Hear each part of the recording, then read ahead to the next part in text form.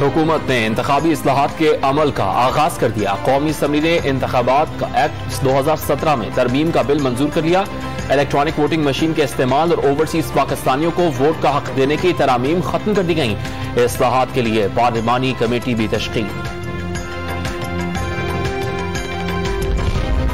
नैब कवानीन में तरामीम का बिल भी कौमी असम्बली में पेश कर दिया गया। सियासतदानों की आवाज दबाने के लिए नैब के कानून को इस्तेमाल किया गया। साबिक वज़ीर-ए-आज़म नहीं चाहते थे कि इस ऐवान में कानून साजी हो।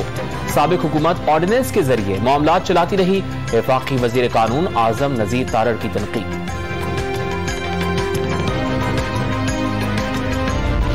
सुप्रीम कोर्ट ऑफ पाकिस्तान ने साबिक वज़ीर-ए-आज़म इमरान खान के खिलाफ तौहीन अदालत की दरखास्त मुस्तरद कर दी। हुकूमत कानून के मुताबिक अपना काम करे।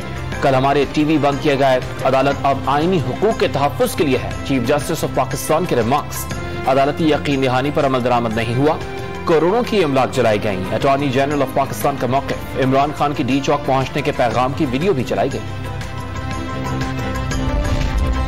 तहरीक इंसाफ के मुल्क भर में 32 जलसे हुए। तमाम जलसों में अमन व अमान तारीखी था। इस्लामाबाद में भी डिसिप्लिन के तहत आना था। तहरीक इंसाफ के रहनुमा बाबर अवान का हुकूमत पर हालात खराब करने का इल्जाम।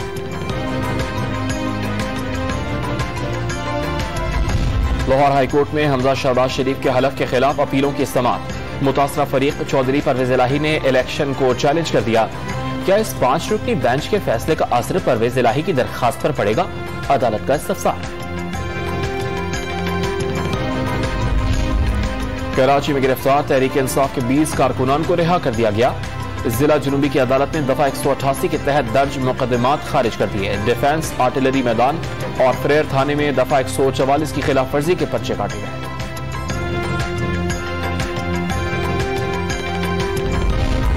इस्लामाबाद के डी चौक और जिना एवेन्यू से तहरीक इंसाफ कारकुनान की वापसी। रेड जोन से भी कारकुनान को निकाल दिया गया।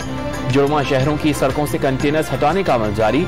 लाहौर में भी बेशतर मकामात से कंटेनर्स हटा दिए गए।